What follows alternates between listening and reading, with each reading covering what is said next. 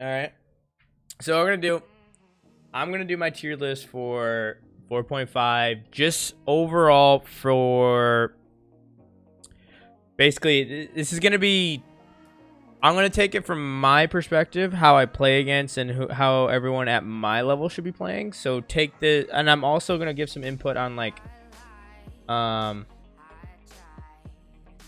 gonna get some input on like if people are easier to play, that could influence where they are, how they work overall in the 5v5 meta, and how their roles and other people that do similar roles also do in their positions. So like, for example, like if two people play the same role but one of them is better than the other, obviously that one that is a little bit worse in the role will obviously be lower. So these are like all the things I'm taking. I'm also going to take into effect,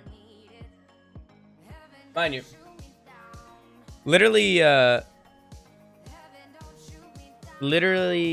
everything I have is opinionated. I do not have facts to back everything up, but I'm going to do my best to try to persuade like everything for what I'm saying. Yeah.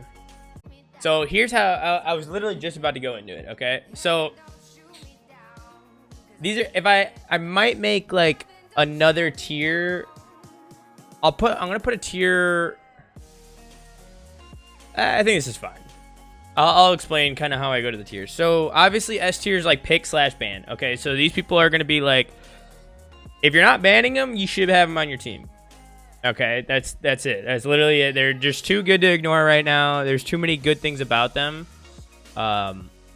They're pick. I think they're pick ban. Okay, A is going to be great, meaning if the pick and bans are all picked and banned, these are your next line of defense, and they basically fit almost all situations. It's not really comp dependent, you know. It's not really, you know, who you're going up against. It's not really a matchup based thing. These are also just very good, viable people. B is gonna be good, and what I mean by good is it's you're starting into a little bit more comp dependent type matchup based heroes. What's up, Angelic? So you're gonna be, you know, maybe picking this to counter this, but it's not always reliable in every situation. That's B. C is gonna be like heavily comp team viable. Like you should not solo queue with these heroes, otherwise it could be rough because you kind of have to build around it. Now there's definitely characters that are comp dependent heroes that do better than others in solo queue. So the C tier is going to be like very, very niche picks. And then D is like what I think should almost be like not played. And the reason they should not be played is like A, there's someone that does their job better. 2, they're just overall weak. Or 3, they don't even really fit into a team comp right now. Okay, that's going to be the poop tier. There's not really many in poop tier right now. I'd say there's maybe 2 or 3. Maybe 2 or 3. All right. So, without further ado, I'm just gonna go alphabetical through the list and who I think goes where. And yeah, let's get going. We're gonna go Adagio to start off nice and easy. We're gonna put him in B tier. And I know everyone's gonna be like, well, like, you know, he's like, he does a lot of damage CP. Oh, I know he does a lot of damage CP, but the recent nerfs to his range. Okay, there was nerfs to his range, his healing. He got a lot of nerfs to him, right? But if anyone's played against a good CP Adagio, you've definitely felt him chunk you. He still has his glaring weaknesses in terms of mobility and stuff like that. But like I said, he's just good. He's not horrible. He's not great. He has a good place in team comps too with his healing. I'm sure you could definitely make him work a little bit better in a team setting than he would solo queue. And that's basically what I think about Adagio. Alpha's kind of like in a weird spot right now. For like early game split pushing, she's like A, but like she falls off super hard. So I'm gonna kind of put her B tier because not only that, there's other people in that top lane that just do better than her. Okay, now she's still very good. She hurts a shit ton. She does really well in that top lane as a good split pusher. But as soon as that late game if that late game comes around, or you run into a heavy CC comp, which, you know, let's be honest, a lot of teams are heavy CC based. She can't do anything. She's literally just becomes a perma split pusher minion type shit. She comes like another captain minion that's very good at 1v1ing. So, Anka, poor Anka.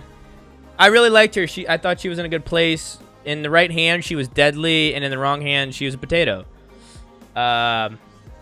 By nerfing her B, which was her primary source damage, it really killed her. I think she's just B tier right now. I think if you want an assassin type person, go Reza. Reza does almost everything that Anka does in terms of, you know, invulnerable ult, dash in, wombo combo, you know what I mean? Reza just is a better version of her, so I'm just gonna put Anka down there for that matter, just because, you know, she still hurts. She's still very slippery, does a lot of, she has really cool plays. She shreds weak teams with her perk now. But again, I think Reza is just outshining her in that role right now because of the nerfs and stuff like that. And on top of that, Reza has been like untouched entirely. Okay, Arden. Okay, so captains right now are in a weird place because they've probably been the most untouched heroes in the last 3 updates. Like, I really haven't seen a captain get touched in like 2-3 updates. Maybe Yates was the last one. He got nerfed. Is that the right one? I think he was the last one to get touched, and he got a little slight nerf. Oh, Finn got nerfed when they changed the when they made Crucible and stuff cheaper too. So those are the only 2 that have been really changed. So like, and a lot of captains right now are just good or great. So that's where I'm gonna put Arden. Mainly because he is a little bit more centered around teams and with his ult, and because his A can only really help one person. Okay, he has a game changing ult, but it's not as game changing as, let's say, Catherine, Churnwalker. He's not on Lorelei level or Lyra level, in my opinion, in terms of captaining. But he still does good, right? He can still, single target barriers are very good. Alts are pretty good. If you're a really good alter, he's like great. He's fantastic. Because if you know how to split teams with your alt, he goes from good to great. But if you don't know how to use your alt correctly, you're aiming the wrong person and stuff like that, you can very easily drop to C. So that's why I'm just putting Arden as good. Baptiste, I think Baptiste is kind of great right now. He's got a little bit of everything. Makes him flexible, makes him be able to get flex in a lot of positions in terms of team settings. And then solo queue, he's very easy to play, roughly. He's got a good ult. He's got good poke. He's got a good lockdown ability. All good things that are good in the meta. He can be played multiple ways. I've seen him play CP. I've seen him play captain, like tank. And I've seen him play weapon power. So he's very flexible as a flex role. So, Angelic, thank you for the biddies, the 5 biddies. So yeah, that's where I put Baptiste. Because he's good in a lot of places, it makes him great. Because you can, if you're in a team setting, like if you're in scrims or whatever, you can pick Baptiste, and no one's gonna know where he's played. It doesn't give away your confidence up. Baron, Baron's gonna be B, and the main reason is because other people just outshine him right now. Now, again, he's still one of the best late game bot lane carries in the game. So with that being said, if you can get him there with his range nerfs and stuff like that late game, where he still becomes that person who can one-shot everybody, he's still deadly, right? But he's going to get bullied a lot. So he's going to get his ass whooped in lane, right, for the first 15 minutes. So if you have a jungle that, gets around him, if, say, you're playing like a jungle churn where you can funnel Baron and he can get ahead, yeah, good, great, almost. Very deadly. But if you can't and he falls behind, he also turns into a minion where he doesn't really do anything until the 25th minute mark. So that's why he's just good. Good. BF. Okay, I played BF a decent amount on CP this patch. He is fun. Okay, that barrier buff that he just got, holy cow. It's a lot. He dominates most top lane matchups right now. I think the only one when he really struggles is with a babysitting jungler, which it tends to happen. But if you can avoid those situations, you're good at managing waves and stuff like that. And I think his CP path is the best right now because CP takes the most advantage of his B with his barrier because you're just spamming your B and getting, you know, that kind of stuff. I have not played on weapon power yet, but just because if you're going to put a buff that big on his B, that tells him kind of go towards CP, right? In a way. The A even got a little bit of damage buff too, which helps. So, BF, a lot of fun. Give him a shot.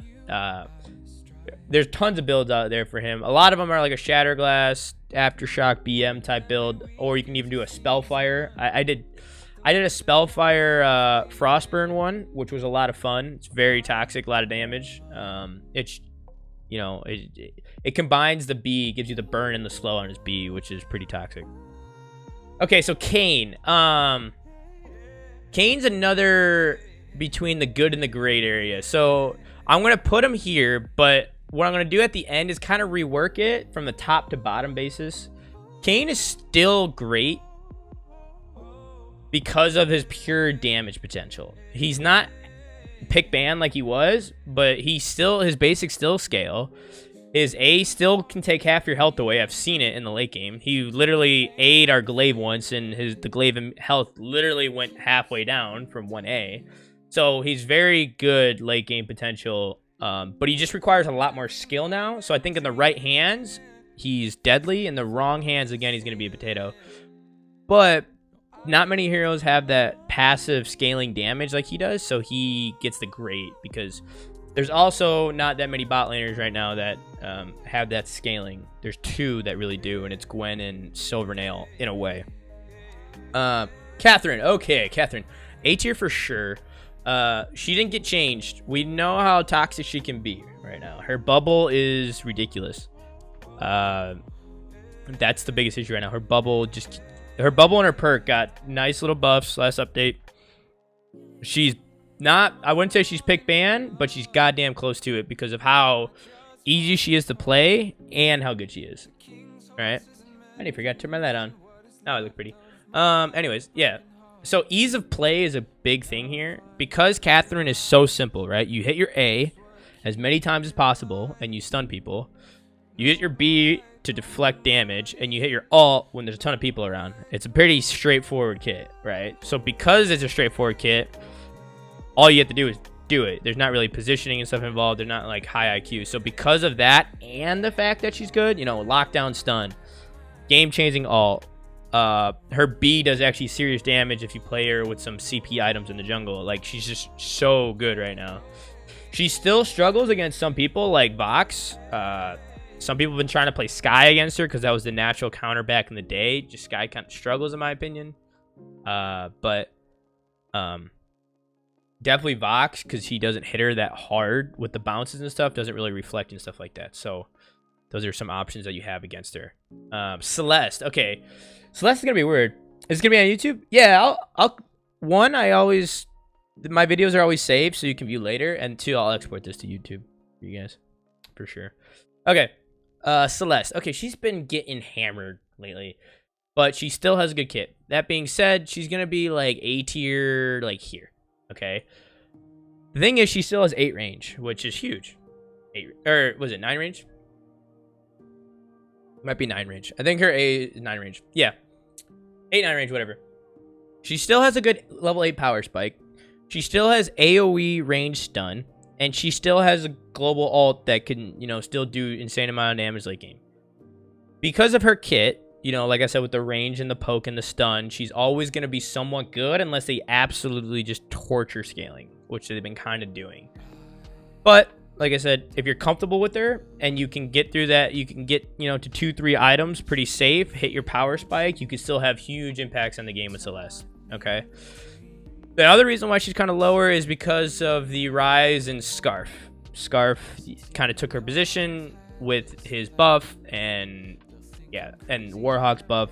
They're Scarf and Warhawk are just, and even Vox are just, they're just ahead of Celeste right now because of how they are in the meta. So, Churnwalker. Okay, Churnwalker is one of those damned if you do, damned if you don't kind of heroes, right? If you don't pick them sometimes and someone does, they'll say, why didn't you pick them? If you do pick them and you suck at them, they'll ask you, why did you pick them? If you're really good with Churn Walker, he's A tier because of who he vibes with right now. It was actually played in WESG where there was a Jewel, a Scarf, and a Churn on the same team.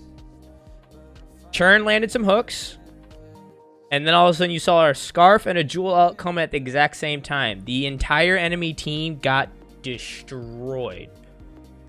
Like, the comps you can build around this guy, you know, you got the Churn Vox comp, you got Churn Scarf, you know, like, even there's just so many good things that he works with, but he also heavily depends on people landing his hook. You can't land his hook, you're trash. You can't land your hook, and you have a good comp around him. He is very, very good coming out of the jungle or as a captain. I prefer him jungle. I'm sure plenty of you seen those videos. If not, you can check them out. All right, Flicker.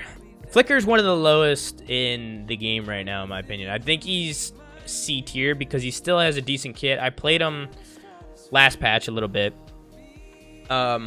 He has good things, but is just outshined by everyone. I think he's actually pretty decent coming out of the jungle.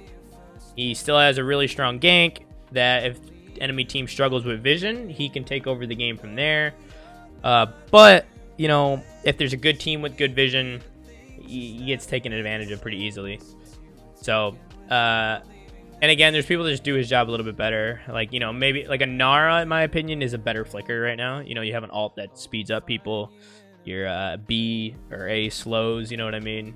So that's kind of how I just see that. Fortress, kind of the same in my opinion. Again, there's people that just do his job better. Koshka, I think, is a better version of Fortress. Anara, again, a better version of Fortress.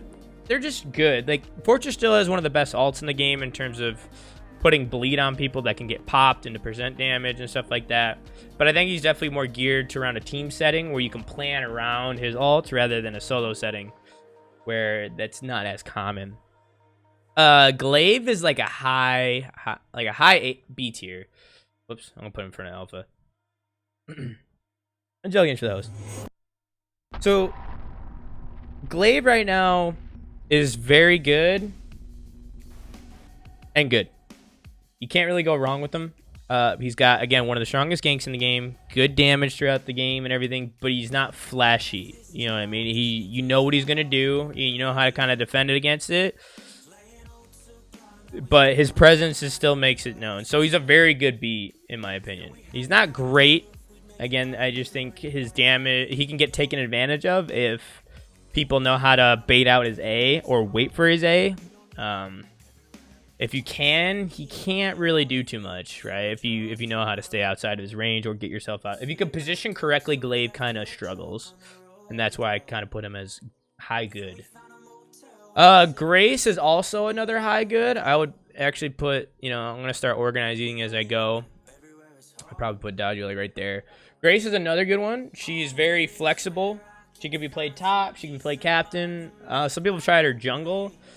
She holds her lanes really well. But again, she can, and she's got a good ult for if you're trying to build around a hyper funneling comp also. I think she's best played as either a pure split pusher or a pure utility. I don't think she can kind of do hybrid. You don't get enough of either one to benefit from her utility. Personally, if I'm playing her, I'd be going a top with like the CP utility where like you get a shatter glass, you know, no pulse weave type build with her because it just takes advantage of all her stuff, whether it be her slow, her shield, or not her slow, her B damage, her shield, and her healing. So Grumpjaw is kind of like right around here also. Like kind of like the same as Alpha, right? Really good early games, both of them. Grump and Alpha I kind of say are the same. Really good early games. Good good pressure, good, you know, CC quote unquote. They kind of do the same thing, both tanky. But again, late game when that starts coming around, Grumpjaw, if he doesn't get a good E, like a good ult on somebody, he's kind of like a minion in a fight, right? You don't really worry about him too often. He's a pain in the ass. He's a good meat shield late game, but that's about it. He's just kind of like a pain in your ass. That's how I put it. Like Alpha, right? Like if you deal with alpha right away, you're good. But if you don't deal with alpha, it's gonna be annoying. It's kind of like Grimjaw. All right, Gwen, one of the best bot laners right now. Here, switch you guys around. Just she's got so many things going for her in her kit. Okay, she's just one of 2 heroes that's got a cleanse, but this one's built into her kit, right? She's got a cleanse, a move speed boost. Her damage scales with her perk and attack speed, essentially DPS. They buffed reflex block, which helps her, which gives her another reason to escape. So her with a pair of boots, a B, and a reflex, she's borderline. If you're playing a really good, positioning player, it's borderline impossible to kill her in the right hands, because if you stun her, she'll get out with her B. If you try to follow up, she can reflex, and then if you try to follow up again, she can boot, and she's gone, right? And those are all on relatively short cooldowns when she has a Journey Boot, Aegis, and her B, right? Especially late game. Journey Boots is a 15-second cooldown. Her B is at a 12-second cooldown if she's maxing it. Aegis is at a 45-second cooldown. So, she can be popping off things to be really fucking annoying late game. Plus, AoE slow that scales with weapon power is a bonus. The slow scales weapon power, I should say. Idris. Okay, so I've played a decent amount of Idris lately. He's like really low B tier. Really low.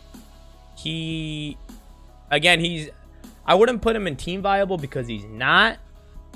I don't think you'd ever put him in a team setting. But I think if you know how to play around your win conditions, you can actually get him to start tearing people apart mid-game as soon as you start hitting your spikes. If you can get through the first 8 minutes without feeding the enemy team, you're golden. You can start actually doing things. If you can't, you're worthless. So he's going to be really low B good. Like really low good. Anara. Okay, Anara is probably the least played best jungler in the game. By far. I don't know if it's the skill gap with her abilities. I don't know what it is. But right now, she needs to be played more. I could argue she's the best overall jungler in the game right now. Overall jungler. In terms of utility, ganks, and damage, she's probably the best. I'm not even joking. Her damage is insane. If you go CP or weapon power, or your team utility in terms of she's got a stun, a slow, and a war tread built into her kit. Okay. In the right hand, she's the biggest pain to deal with. The reason she's not a pick or ban is she cannot solo carry a game. She kind of falls off late game when people start catching up to her and being able to, kind of in a more like in a 5v5 fight, Anara kind of struggles, but in the 3v3 skirmishes, Anara shines. So that's why she's not pick ban. It's just because that late game, and she cannot solo carry a game at late game. She cannot, because once people start building her defense and stuff like that, they just start, outscaling Anara. But other than that, so good. Early game, good. Mid game is fantastic, and late game she still has tons of utility when you're going CP and stuff. So, all right, Baby Jewel. Holy shit! I don't know what they were thinking this patch, but people still don't think she's good, so they're not banning her that much. Jewel is, arguably the best hero in the game right now.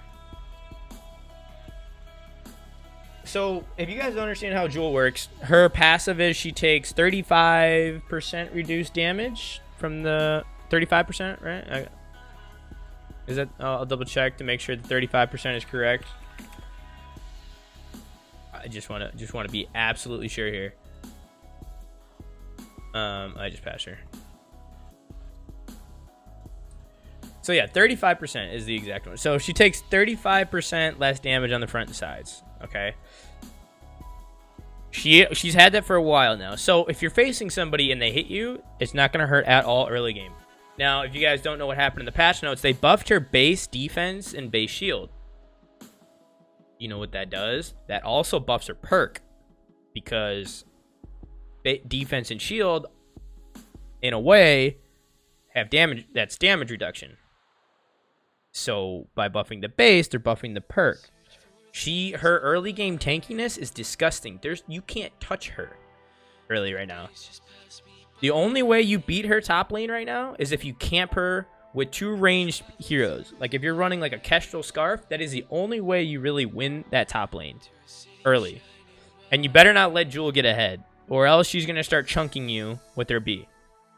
The build right now, if you guys don't know, is Serpent's Breaking Point Bonesaw. Her B is at 220% now scaling. Weapon attack speed lowers that cooldown. You're at about 1.2 seconds, I believe, give or take, when you have all 3 items to get your B off. 1.2 seconds, and you hit 220% scaling. It's nutty. Play her or ban her every time. It's disgusting.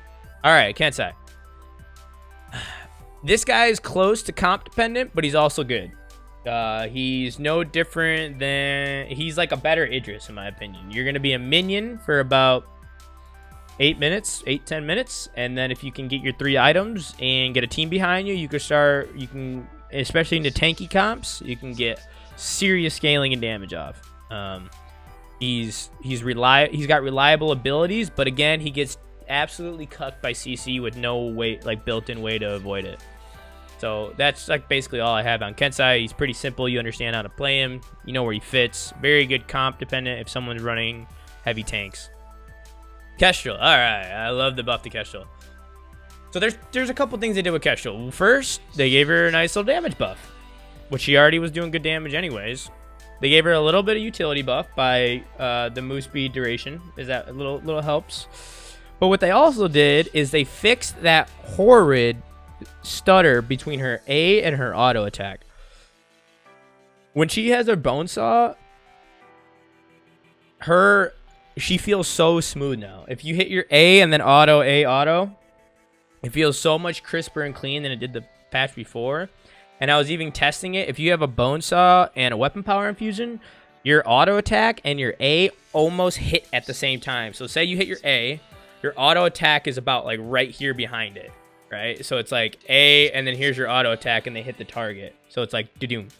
So that it just feels, because of that, it's a DPS increase also. So she's gonna be. I would put her up front of Kane right now. I'd probably put her like here right now in terms of this A tier. Kinetic would be a low A tier, high B. We're gonna do low A as this comes around because she again is she's got a very good kit.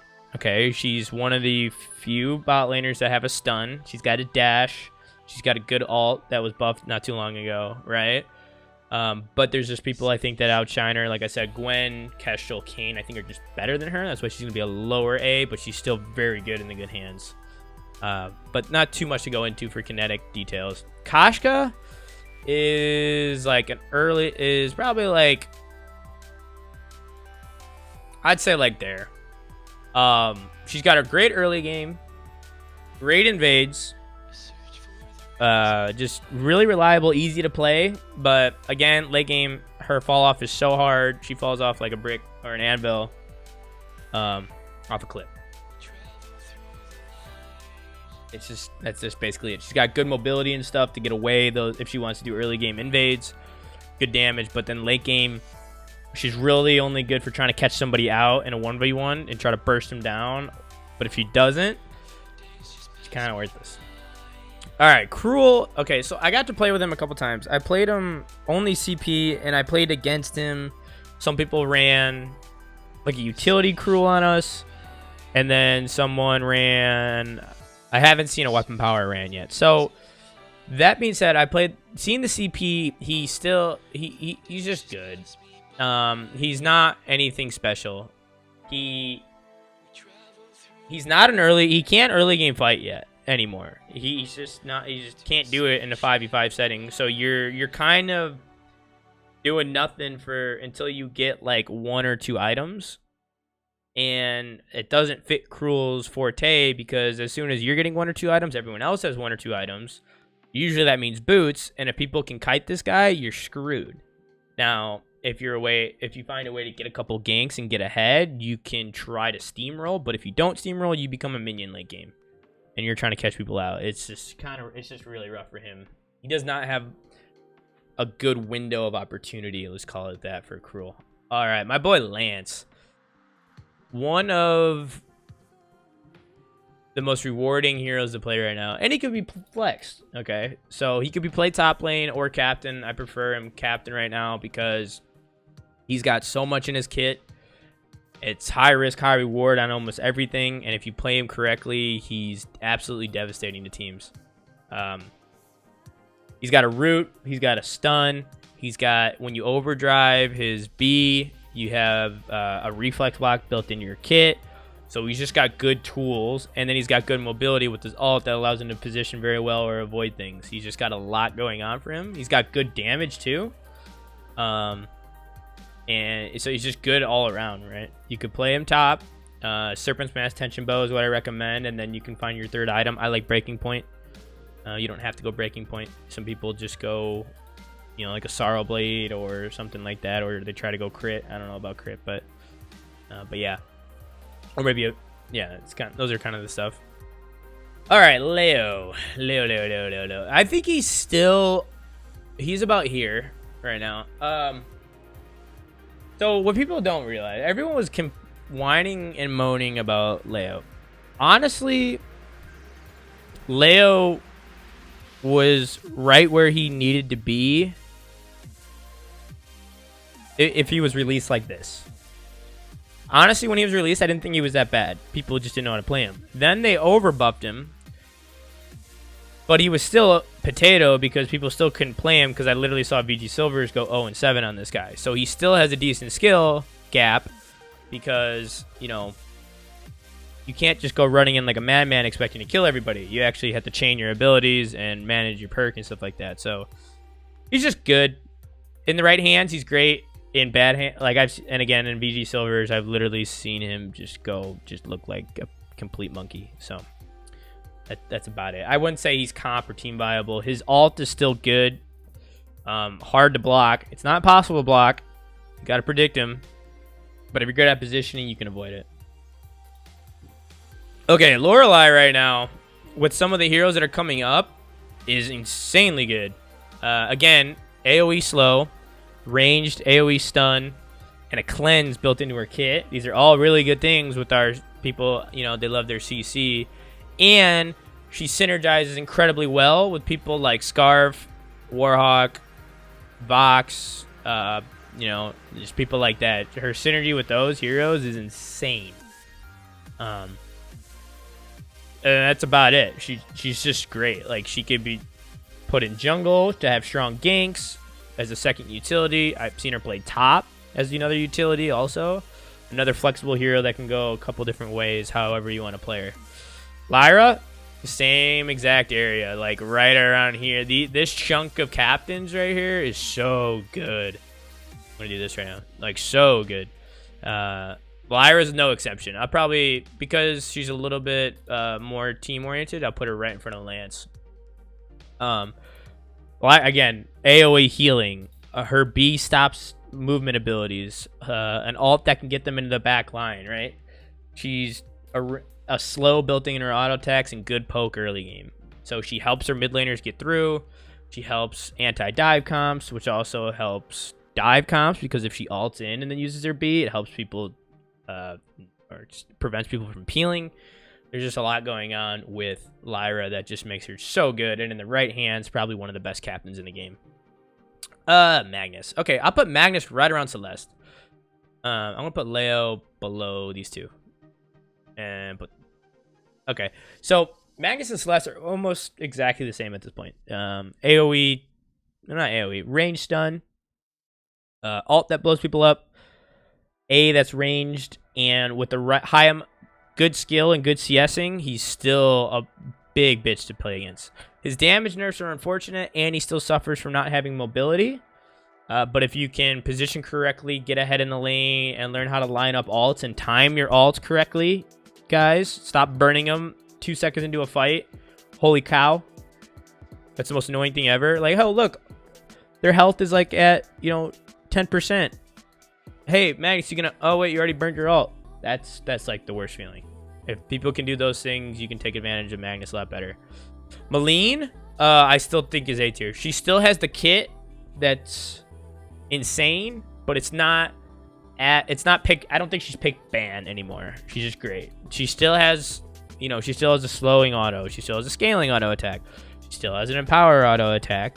She still has a reflex block. She still has a scaling barrier. That's not going to change. Oh, and a move speed buff. She's going to have all those in her kit. And until they nerf literally all her damage, she's going to continuously be good. But they actually buffed part of her kit and moved a little bit more into skill based, where you can't just auto attack and you actually got to land your shit. All right. The first controversial one of the video. And you guys are going to love it. Miho.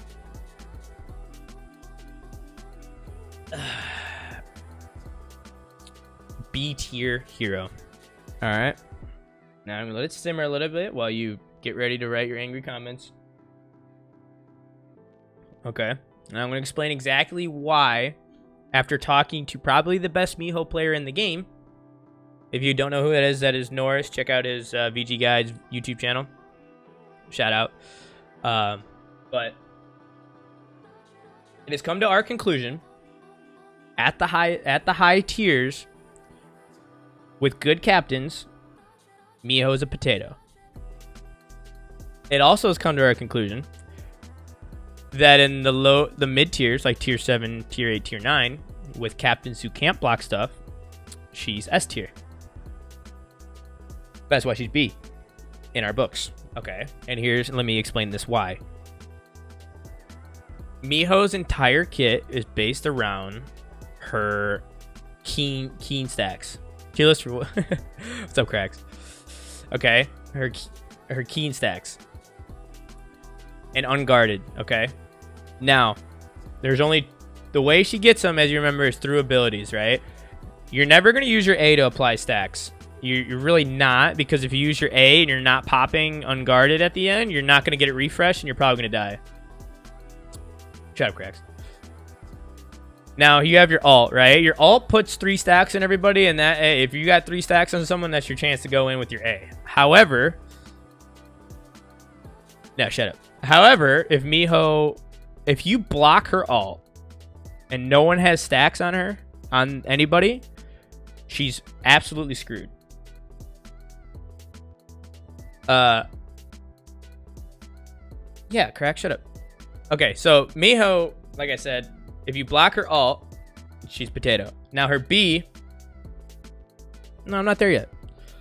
Now, if you can stand outside her B also, so if you stand outside her B and you have no stacks from her ult, what is she gonna do?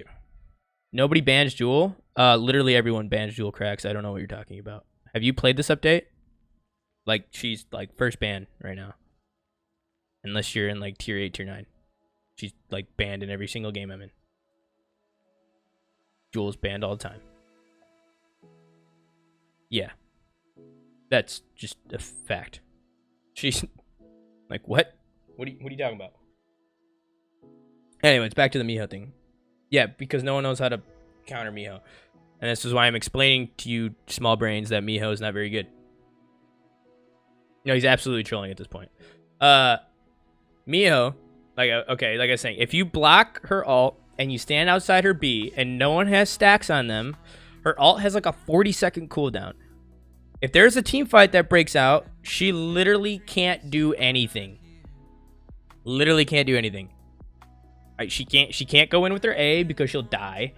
If she tries to use her B again, she literally roots herself in place and dies. This is why she's a B tier. You block her ult, you don't get hit by her B, she can't do anything.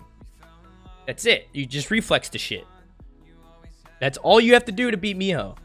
She can't do any damage or reset her A if she's got no stacks on anybody. If she's got no stacks, she's no different. She's like literally like Cruel at that point. It's like Cruel using your B on someone with no stacks. It's not going to do shit. Now, if Cruel has 8 stacks on you and hits his B, it's going to do like 1500 damage. All right.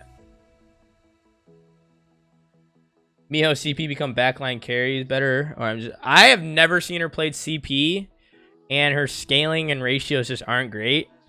But like I said, talking to Norris about it, we just literally have come to the conclusion that Miho, we literally, again, the summary of Miho is if you have a captain and a team that could block her ult and stand outside her B, she's poop tier. If you have a captain that can't block and slash or stand outside her B, she's like A S tier. But so that's why I have to put her in B, because she, dude, it's going alphabetical, crack. Shut up. Chill. Anyways, literally, yeah. So that's why she's B. Jewel is ass. You're ass. I'm gonna mute you. I'm gonna time you out.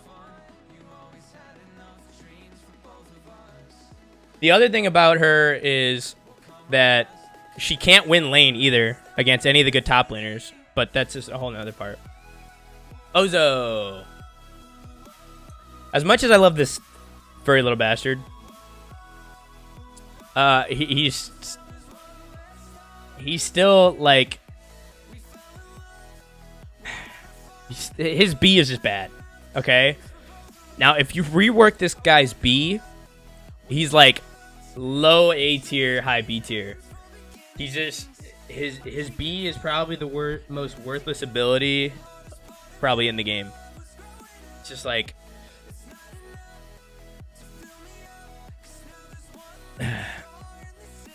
sorry, I had to do it. So Ozo, like I said, has basically two abilities. He's got an ult in his A, and his B helps him a little bit, but if you use your B more than 2-3 times in a team fight, you're probably already dead. So that's why I'm just going to put him down to C tier, because he could be very good, but his B just lets him down every team fight, because he just takes too much damage in the air. It takes too long. He just gets CC'd out of it. There's a Lance on the other team. He's literally just done. I would put him poop tier, but I've actually seen people do okay on him. He does good damage early game. It's just as soon as you start trying to put B in a team fight, it's garbage. Petal, kind of similar. No, you're not. I will ban that account, by the way. I will ban that account if you don't shut up. Anyway, so Petal, being the C tier, is kind of the same thing as like Ozo, right? Like, Petal can still do really good damage. She fits in certain comps and settings where she'll be able to do okay with her A and her ult and stuff like that. She has got a good utility with the healing, and if you get ahead, actually, the healing's kind of insane. The thing where she struggles is that she doesn't have good ganks. She doesn't have good clear. And one thing is CC kind of kills her. She's good at kiting, but that's about it. That's really about it. Good kiter, pretty solid team fight presence. Good, but doesn't have really good ganks and stuff like that. So it's just kind of hard for Petal to get in. If you gave Petal something that helped her gank a little bit more, I'm not saying do this, but if you did do this, Frostburn on her A again. If you put Frostburn on her Munions, for example, then she'd be like almost A tier. Like, she's just missing that one thing that helps her gank, because the Munions don't do shit early game on ganks. You jump in, and that's about it. And then the guy just kind of like tickles. He's like, ooh, you're tickling my butt on the way back. Like, ooh, little Munions are nipping at my butt. That's all she does from a gank perspective. So, yeah. All right, Finn. Finn's kind of like one of the lowest captains right now. They like killed when they buffed like Crucible, capacitor plate, like when they buffed all that stuff. That's when they like nerfed the shit out of him, because it was like, that's when they decided, okay, if we're gonna make these items cheaper, we have to nerf Finn, because he benefits him from the most as a team-wide thing with his perk or his B and stuff like that. Because of that, they also, I think they believe they touched his energy consumption, and by doing both of those things, they kind of hurt him a lot. He can't like kind of sit there and spam a little bit, so I'd put him kind of around like Adagio. in terms of that kind of stuff. His alt's still very good, and if you can get some like capacitor plate and stuff, he still counters well into Yates. If you're bad, if your mid is bad and can't dodge a hook, he's still good to play, but that's about it. Where's Warhawk? I'm going alphabetical order. And at the end, I'm going to reorganize, so like the people at the lower part of the list are closer to B, and the people at the higher end are closer to A and stuff like that. So, all right, Rhyme. This is a shame, but I think Rhyme arguably is one of the worst in the game right now. I think Rhyme's one of the worst in the game right now. He just can't really do anything. He doesn't do any damage really until about 3 items. And by that time, everyone can kite the shit out of him, and he can't sustain in team fights. His ult is kind of, the hitbox is kind of wonky. Like, I feel like sometimes you're supposed to stun people and you just don't. But it's not great. He's just, I don't know why you'd really play him. If you want someone who can gank harder, you can play Glaive. I mean, Grace ganks harder than this guy. Anara ganks hella hard, right? Fuck, Catherine does his job better in almost every... Baptiste is like Rhyme 2.0 in a way. So that's just kind of Rhyme. I just think Rhyme, in terms of the other options you have to play versus what's actually in his kit versus what he can do, it just puts him in arguably one of the worst spots he's ever been in the game. Bring back his 3.10 patch. Bring him back. Make him OP again. It was fun seeing Rhyme played. Alright. Reza! We're throwing this bad boy up here in the A tier. He's been untouched for like 2-3 patches and still blows the shit out of people. Like, literally, still has 250% scaling. Still has an ult that blows up squishies. The AB combo still blows up people. And with the nerf of Anka, he's arguably like the only CP assassin right now. Haven't gotten there yet. He's literally like one of the few CP assassins right now. Unless you want to count BF as a CP assassin. Or Maleen. Not really. But... Or Kashka. It's just like... God. It's just with the nerf to Anka, he just got put in his own place. So... Alright, Ringo. Yeah, Ringo is like... I'm going to put him C tier. Mainly for ease of access. Because he still's got an easy kit to play. But they nerfed the shit out of this guy like 2 updates ago, where they nerfed literally every part of his kit. Weapon power and CP. If you want to play a bot lane hero that has basically everything he has and more, go play Gwen. I mean, if you want a crit thing that you don't have to last hit something, you have Gwen. If you want move speed, you have Gwen. Your ult stuns, you have Gwen. And your A, instead of just a single target slow, is now an AoE slow. So literally just go... Basically what I'm saying, go play Gwen, and if you're playing Ringo, you probably just never played Gwen yet, so go play her instead. It's basically the only reason he's in C tier is because they're probably like, I've never played Gwen before. Ringo was like in the tutorial last hitting thing, so like that's all I know how to do. Well, ease of access is important, and he's got a simple kit to understand. So that's why he's C tier. Rona, okay, awesome meat shield. Right around these 3 guys. These 3 guys, girls are all around the same concept. Very good split pushers, objective takers, meat shields. Can't really do shit in the league game. And get destroyed by CC. All 3 of them are pretty much the same right now. She does good damage. She could solo objective. She could split push very well because of the attack speed buff. But in team fights, she's kind of meh. So that's why she's just good. These 3 are basically all the same. Good split pushers, good early games, sort of. Reliable objective, stuff like that. That they're just kind of all together as good. Samuel. Yeah, Samuel is, these 3 are kind of like all the same right now. He got nerfed again with Celeste. I didn't think he needed one, honestly. It would have been nice to kind of see him still okay, but I guess some people were having trouble with Samuel. I mean, they're all on the same. In great hands, they're great. In bad hands, they're potato. And with the nerfs that are coming out, their damage is also kind of potato. So, if in the wrong hands. All right, Fang.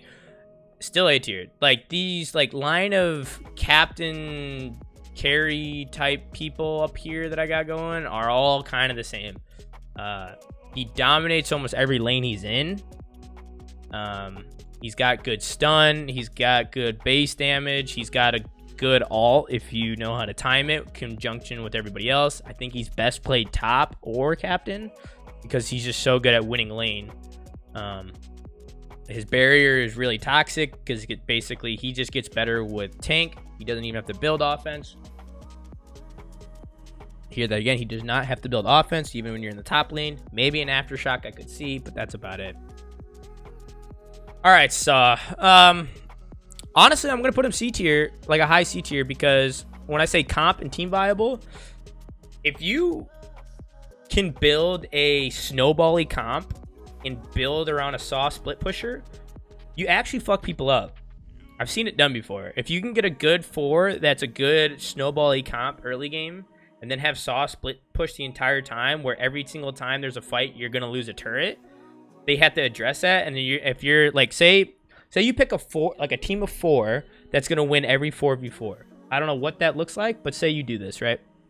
If you pick a 4 that will win every 4v4, and you have Saw go split push, they have to make a choice. They're gonna lose a turret, or they're gonna have to fight 4v4 and lose the 4v4, and then still lose a turret somewhere else on the map. That's why I think Saw has a place in a comp team viable setting.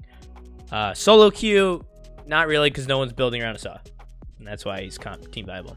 All right, Silvernail. So I got to play this guy the other day, and I've seen him played on some better players because I suck at bot lane.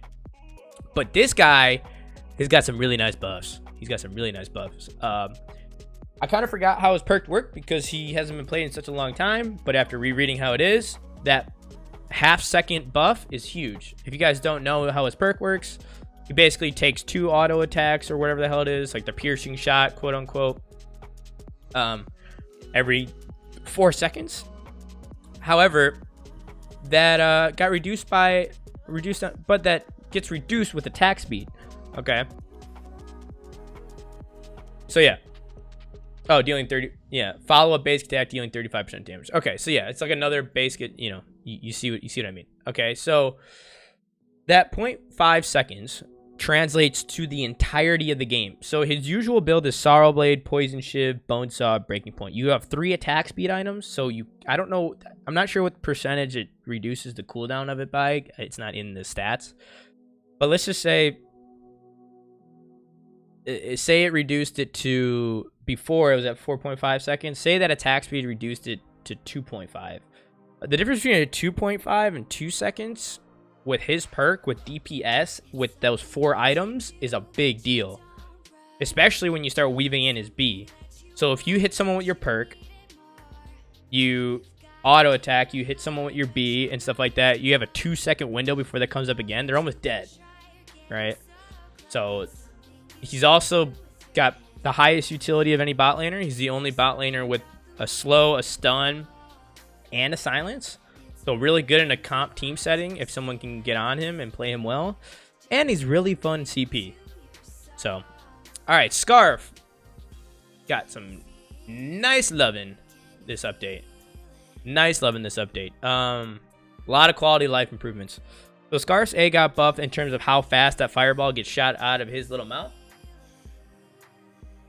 And the goop slows more, which means it's easier to land. Once you land goop, it's easier to chain, and on top of that, it's easier to land your A to land a goop, to ignite a goop. So that's a win-win for him. On top of that, you buffed his damage a little bit. Little buff damage on Scarf, easier to poke. You can poke someone, throw your B down, all of a sudden you ult. Now you're gonna hurt people because you're probably ahead from early game because you were just so much better at poking. Scarf's like the new Celeste in a way. Doesn't have a stun, but the range on Scarf is, you know, the highest in mid right now. Arguably close to. All right, Sky.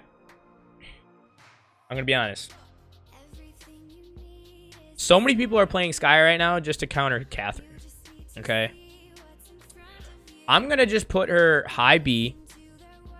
Because I've seen so many motherfucking Skies, pardon my language, try to play mid lane, and they lose mid lane every single time. Every time. Almost every game. They're just... Skye just... There's very few things she brings to team fights. If she gets locked down, she dies. So if she gets caught out by, like say the Catherine is on the other team, and Catherine hits an A, she's probably dead. Like a Nara kills her. Like, there's just... people like to play her. I think she's fun, and maybe that's why. But at the end of the day, I've never seen a Skye carry a game lately. And it's just because I think she needs a little loving in terms of maybe a cooldown adjustment, maybe, or a slight buff in the damage. I think that's what she needs to get into that A tier a little bit more viable. All right, Taka, this boy took a hit with this next patch. Now no one knows how to fucking build anybody anymore. What do you mean? I can't buy triple monocles on every hero? No, you can't. There's a reason it was working, and you didn't do the math, and now you look like an idiot. So Taka is like low B tier now. He's still good top lane. You just can't build crit anymore. You can't go straight to crit. You have to get a Sorrow Blade Tension Bow type thing going. I think you'd do very good that way if you wanted to go Sorrow Blade Tension Bow or Sorrow Blade Bone Saw into like a Breaking Point Poison Shiv type thing. You just go crazy attack speed and just start blowing people up. I think that would be pretty good on him. But I think everyone's just brain dead right now and can't figure him out. So we're going to put him in B tier because until someone does, he's never going to win a game because I still see people playing triple monocles. Read the patch notes, people. All right, Tony. Poor guy. We're going to put him down here. I mean, his biggest flaw is he's got an exploit. He's got an exploit. And if you don't know what it is, look it up. If you do know what it is, being a content creator, I don't think I'm supposed to share what his exploit is. I won't in this video, but he's got one. He fucks up half his kit. Hit F1 for full screen. I'm not done yet. Or F11. I know what you mean though, because I'm still done. But what to do? Thanks, Tap. But unless it does, wait. Oh, I see what you're saying. Thank you. Love you. Anyways, my throat gets parched. Anyways, so yeah, if Tony didn't have an exploit, I'd probably put him in a solid B tier, like maybe like Grace area. But because of his exploit, because of how he kind of is like a walking minion sort of at times, easy to stack off of, he's just down here right now. And that's where all we're going to really talk about Tony. Okay, the other entry into the poop tier. Varya. I think Varya is the worst mid in the game. I don't think she could be played anywhere on the map right now. If you want a mid laner that does everything she does and more, go play Vox. Go play Vox. You want someone to chain attacks? Go play Vox. You want mobility? Vox. You don't have to stand still with Vox. You want an ult that's more reliable and you blow people up, you play Vox. Vox does everything she does right now, but better. And because of that, there's literally no reason for me to play her or anyone else. Unless you really just can't play Vox. And then I guess you can try to play her instead of Vox.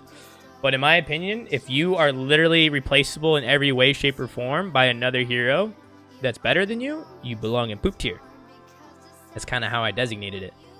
And that's Rhyme. Rhyme can be played by Baptiste, can be played by Inara, just Reza as like assassin, because he's not a tank. He can't stay alive long enough. That's why she's down here also. Which leads us to Vox. The other solid low A, high B mid laner. He still has a really good early game. He's got pretty safe farming. He's got hang on a second. I think I missed him. Oh wait, yeah. Anyways, very good farming. He does very well in team comp settings like a Lorelei into a Churn Walker, or if you have a Vox and a Silvernail on the team, the amount of CC that are coming out of your mid lane and side lane is disgusting. He just vibes many heroes. He just takes a little bit of skill, and you gotta dance around a little bit early game to get some items. Once you get your 3 items, start become a team nuker. Nuker. Once you start nuking teams, then he, you feel the power of Vox. His ult still hurts a lot. All right. The other S tier. Warhawk, baby. How is Saw viable? I'll explain a little shortly. I say Saw would be a solid in a team setting if you built around a steamroll comp with the idea that he is going to split push the entire time. We actually had this in a game about a week ago where we picked 4 heroes that were good. We could win. We won every 4v4 battle, and we were somewhat losing 5v4s, but anytime they didn't address the lane, Saw took a turret. Anytime they did address the lane with Saw, we took them because it was a 4v4. So that was like my only thing that Saw was viable. And he's pretty solid in low tiers. All right, Warhawk, baby. Woohoo. All right, I have to show you guys something about Warhawk, okay?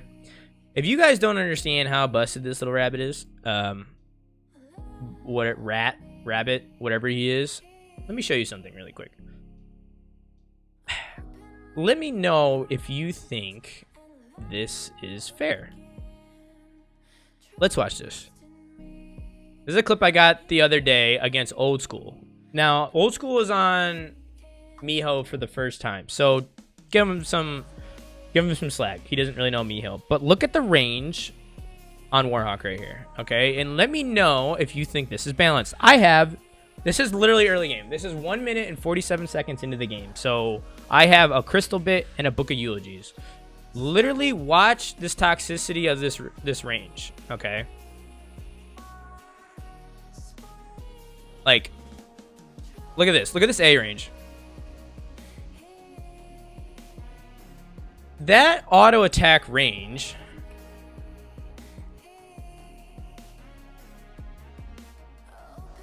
like, really look at that auto attack range right there.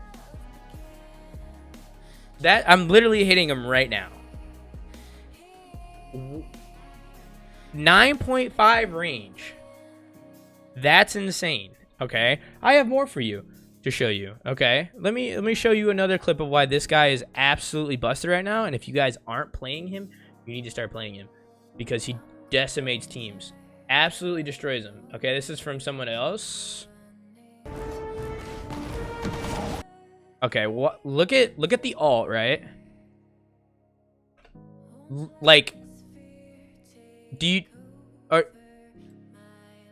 watch one more time. Look at his ult. Look at it just burn everybody.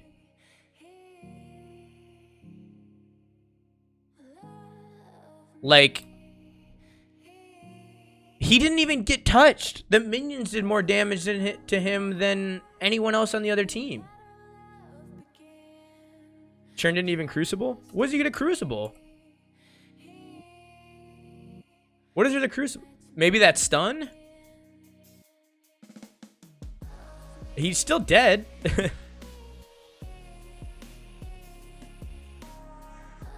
I mean, I could give you another example. Here's another example of how he just destroys like entire teams with when you get in his ult.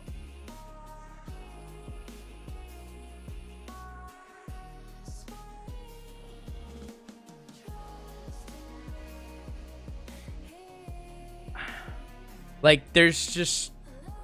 He doesn't even have to do anything. He just drops his ult, and then everybody just walks in. Replay.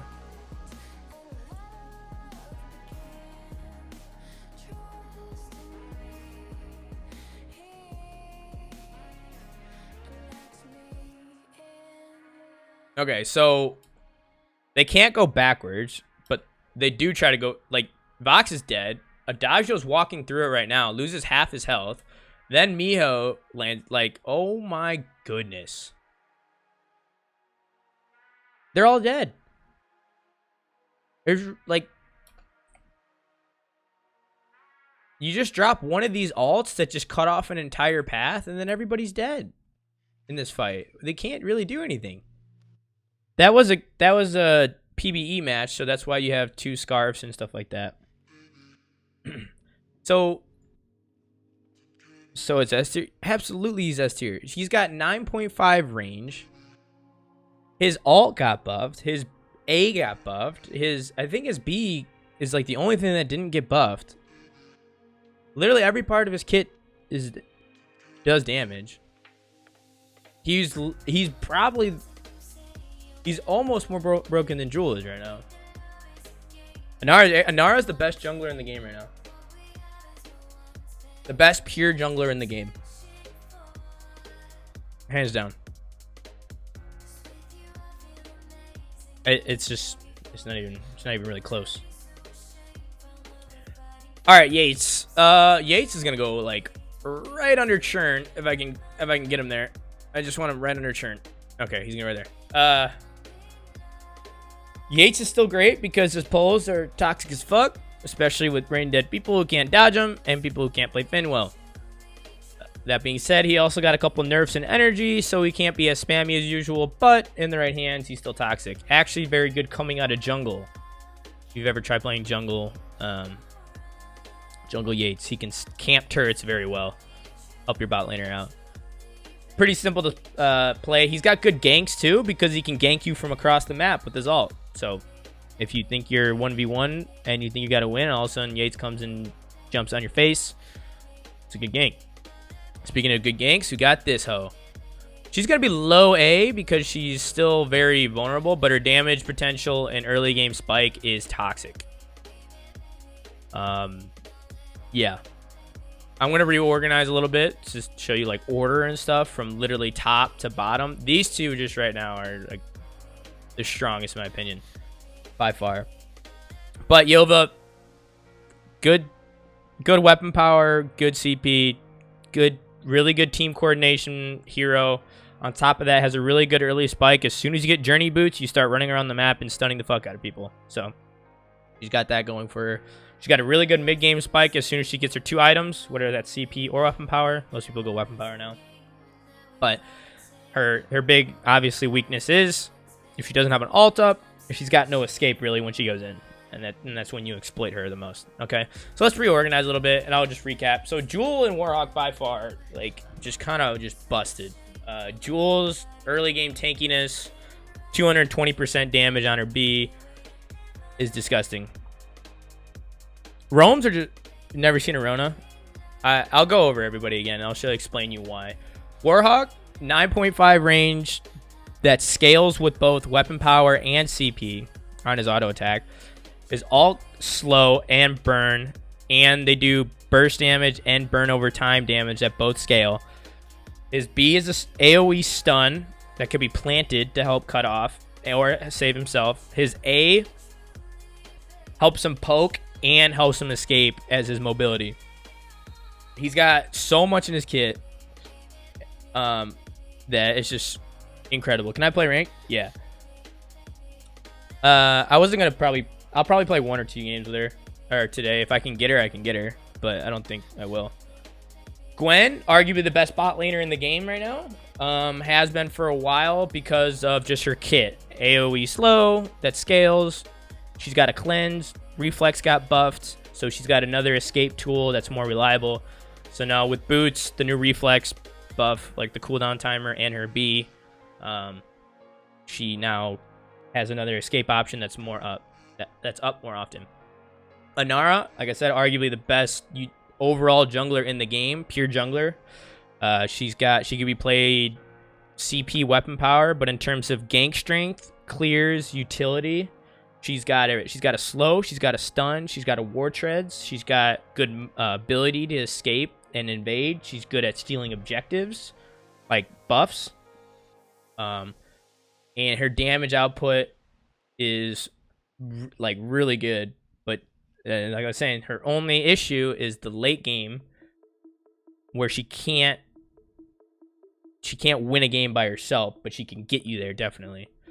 Kestrel is one of the best bot laners right now also because of the nice quality of life that she got. The things I'm talking about, not only did she get a damage buff on her A a little bit, but she also got the B, a little bit movement speed. But the biggest thing, in my opinion, that she got fixed was that goddamn stutter between her A and her auto attack. I was, like I said, I was testing it the other day. If you have Bone Saw and a Weapon Power Infusion, your auto attack and your A almost hit the target at the same time. Literally, the numbers overlap on the damage. So like you hit a target, you A, and then your auto attack goes right after it. It's literally following it like this. So you see, this is your A, and your auto attack's just like right behind it. It's great. The DPS boost from that is fantastic. BF got some really good buffs. That plus 100 barrier. Whew. I think his CP path up top is probably his better of the two. It takes advantage of his B the best. That barrier is huge, and it still does really good damage. And he can be played different builds and stuff like that. Scarf, arguably best mid laner besides Warhawk on the fold right now. The speed on the A buff and the slow on the B buff are two huge quality of life buffs for him. Makes A landing easier, and people are stuck in your goop longer, which is a double DPS boost, because if you're hitting people more often, more consistently, and you're getting them stuck in goop a little bit longer, that's more damage. Catherine, still toxic as hell in terms of her shield and her ease of play. So what I mean by that is she's basically brain dead.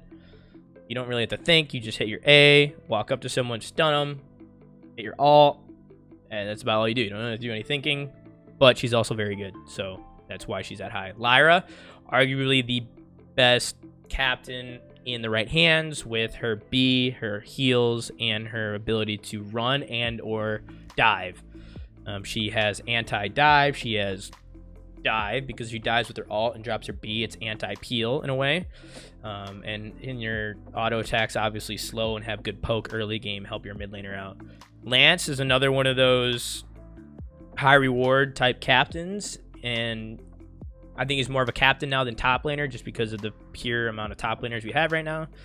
But as a captain, you obviously I'm a little biased, but having a root and a reliable stun, built-in tankiness, and a built-in reflex block, and good damage early game is a good package that he has. He can really shut people down. He's a good counter to like Yates. He's good against Yates. He's good against people that want to dive. He's good about people who want to peel too. So it's kind of similar to Lyra in a way. Lorelei, kind of similar. Very good zoner. Especially with if she ever get Lorelei and a Warhawk on the same team. I recommend trying that out if you can, because if Lorelei lands her A, Warhawk can follow up with his B, and then then Lorelei puts her B on there, and then that person's stuck and just eating damage. So it's like really toxic. Fang. Everyone's played up against Fang. Insane amount of base damage. Just builds tank. Hard to kill late game. Just annoying as hell. Churnwalker. Another kind of high risk, high reward.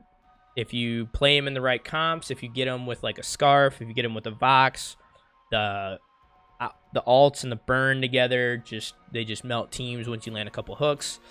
Yates, early game pressure with his pulls, his ability to take out a carry early on in a fight is very big. Still got a good stun. Just kind of suffers a little bit from energy problems right now. Baptiste, one of the most flexible heroes also in terms of build paths. You can go pure utility, pure weapon power, pure CP, a little bit of mixture of everything. He's got a good lockdown ability, good AoE damage with his A, and a good ult that's reliable also. Not hard to land. And you combine that with other alts, especially when he's playing in a different lane, and you force other teams to start building more Crucibles.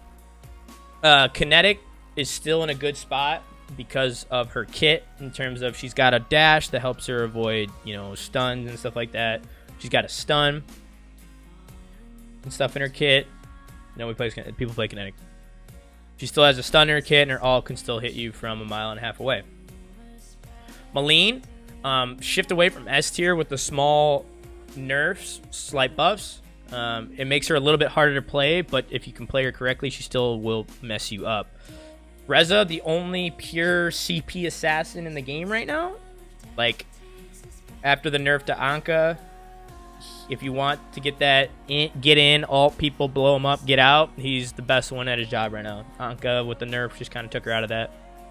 Vox is one of the best team fight mid people in terms of in a team fight setting. He shines, in a 1v1 he does not. But again, you get him in a good comp with like a Lorelei or a Churn Walker or stuff like that, where you can start bouncing and chaining people together. It's really good. Kane still has insane DPS. It's just a little bit harder for him to get there, and he's not as toxic with the slows. He with that stupid ass slow, he will still take half your health bar away late game, and he still scales 110% on his basics. Yova, also a really good jungler. I guess you can kind of consider her an assassin, get in, get out. But she could be played weapon power. That's why Rez is more the CP assassin. She gets in easy, but doesn't get out easy. All right, her getting out is entirely dependent on team and / or her alt. Because of that, she's low A, high B. Okay. All right, down to Skye. So Skye is, like I said, is a high B because she's a good counter to Catherine, but her damage output just does not stack up to the Scarf, the Vox, or Warhawk in the mid. It's still okay, but it's hard for her to take over the game. It's just mainly solid counter to Catherine. Miho is again probably the most controversial one. Sorry, weird text. Miho is probably the most controversial one, where she's absolutely potato against good players and the S tier against bad players. And what I mean by that is, if you can crucible her alt and stand outside her B, she can't do anything literally the entire game. If you can't do those two things, she will blow your entire team up. And that's why she's right in the middle of B tier. On to Grace. Grace is solid. She's good in top lane. She has good utility. She's can provide for her team well, but she doesn't really excel at anything. Right? She doesn't excel at one thing. She's just kind of there, kind of annoying. She definitely hit you kind of hard. But yeah. I don't know what your obsession with Fortress is. I don't think Fortress has been played once this update by anybody. Like, literally. Actually, he was played once and he lost because he couldn't do anything. Because he picked it into Catherine and then died. So, yeah. Alright. Exactly. That's... Yes. Alright, so Glaive. Another good ganker, and good reliability, but against a good team, he kind of struggles. If you can play around his ability, like his A, and kind of bait it out, or wait for it, or just make sure he never gets a chance to use it, he can't really get in to kill people that often without a team, especially that mid-late game. If you can get in, if he tries to A in and then you stun him right there, he's dead usually. But he's usually not going to really solo carry a game. He's just solid. Just solid. Kensei. Kensei, in my opinion, is a more reliable Miho. More reliable. Buddy's down here a little bit just because people know how to play against Kensei. More than they do Miho. But when it comes to team nuking, he can do it late game like Miho can. He just takes a little bit more... avoiding CC and stuff like that. Anka, with their nerfs, kind of took her out of, one of the best CP assassins. But, she still is okay in the right hand. She's still got a good damage burst, especially, if you have a team that can get people chunked a little bit and then she can get in and delete. That's what she's good for. Magnus, Samuel, and Celeste are kind of all together. They can be any order. They are all very good in the right hands, but their damage has been kind of taking a hit the last couple updates with nerfs and stuff. Still very good with their kits. Magnus he's still got his alt that can hurt. His A is still pretty good. Samuel's drifting dark with his alt, and Celeste with her range and her AoE stun. Rona, Alpha, and Grumpjaw. Yeah, thank you for the follow. Rona, Alpha, Grumpjaw are kind of the same clump too, so if you can clump them together, do that. They are the meat shields, I like to call them. Good, really good split pushers. Jason with the sub. Woo! Thank you for the subscription. That's hype. Thank you. Anyways, so like the Rona, Alpha, they're the meat shields, I like to call them. They're good split pushers. Good at taking objectives. But when it comes to late game team fights, they're just kind of there. They'll get stunned to death, probably die. But if you ignore them, they're going to kill you. Like Grump is going to eat you and you're going to die. Alpha is going to get some stacks up and you're going to die. And Rona is going to start dropping her ult on you and you're going to die. So they're like, they absorb a lot of damage, but could die for it. But they're about all the same thing in terms of late game. Leo is still good damage, but he still takes a bit of skill to play because he still gets destroyed by CC. Like I said, I've seen people go 0-7 last update when he was really good, and that was supposed to be VG Silver, which shows you can't literally just walk in and A people and think they're going to die. They actually know how to play against you.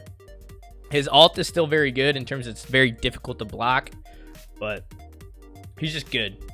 He still's got good late game damage. Kashka is kind of like in here because she's got a really good early game, good jungle overtake, but falls off really hard late game. She's like a poor person's Anara. If like Anara was $10, Kashka would be like on the same shelf right next to her, but for $5, and it'd be taste a little bit worse. That's what Kashka is. Arden is good. Like I feel bad for Arden because he's only pushed down this far because everyone in front of him. He's actually still really reliable because he's easy to play and easily accessible. His ult still is game changing, but his B kind of does nothing. And his A is only a single target help. It's not like a Lorelei where you can get a team move speed or a Lyra team heal. But his ult is still pretty good and solid, and he's easy to play.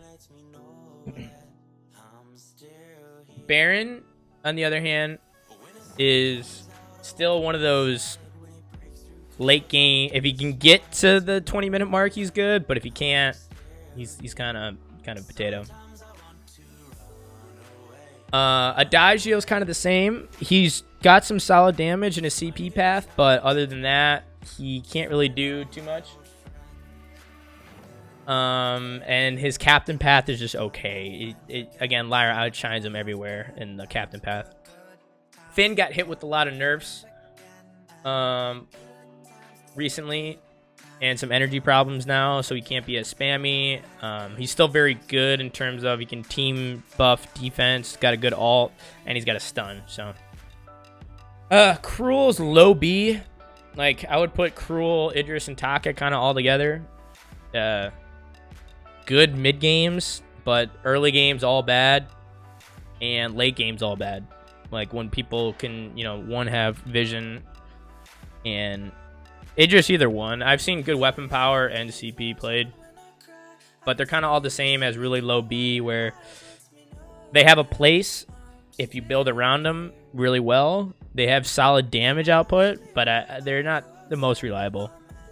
Saw, like I said, you can get a split push comp going, get a solid 4v4 comp, and have him just take turrets. Flicker is, like I said, poor person's an R in a way too, with the slow stun, ult that speeds and stuff like that. Fortress and Flicker are kind of the same in the sense that, again, if you would pay Fortress, I'd pick Anara instead. With the likes of Catherine, that could be on the again the other team, or Lyra's and stuff like that. Fortress gets just destroyed by those two. If he accidentally ever A's Catherine, he basically dies. Lyra can block his A because it's really predictable. And then once he's in, he's in. He's going to probably die for it. So his ult is still very good in the right team comps if you can build around it. But I think there's just better options than him right now in the game. Ozo is just really suffering from his second ability right now. His B is probably one of the worst in the game. He turns into a jumping minion when he does that. Just gets destroyed. But his A damage and healing is very good, and his ult is pretty reliable for the most part, unless you run into a Lance.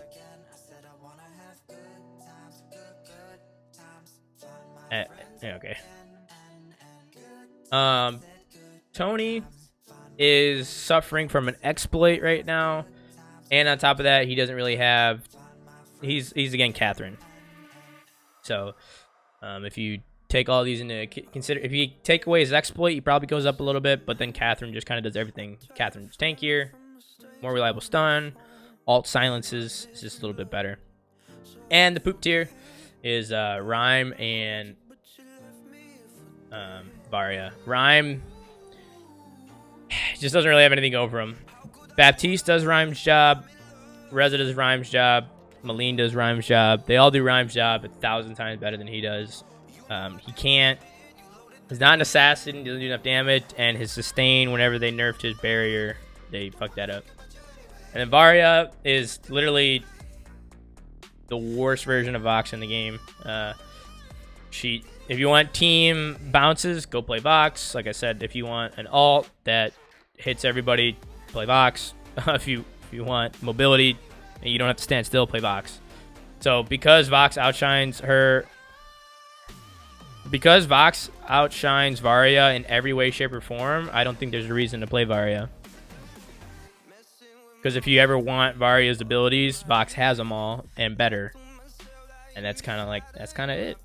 That's the tier list. Whew, I was talking a lot. It's right there. So yeah, that's my tier list. I saw a lot of Varia players in VG Bronze. I haven't seen any lately, like any, because everyone just plays Vox. Like I said, Varia is literally like, you know, because you got her mobility is her B, but she's got to stand still to use it, which is a big no-no in high tiers, because as soon as you stand still, people are gonna hit you.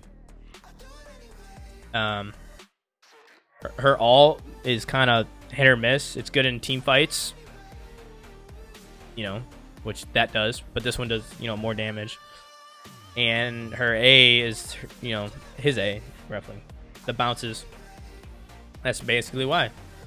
But yeah, I've never seen Varia played yet. It's literally been, in my mid games, it's been Scarf, Vox, Celeste, Samuel, Magnus, and then if Warhawk gets in, for the love of God, don't let Warhawk in, then it's Warhawk. So, alright, that's it.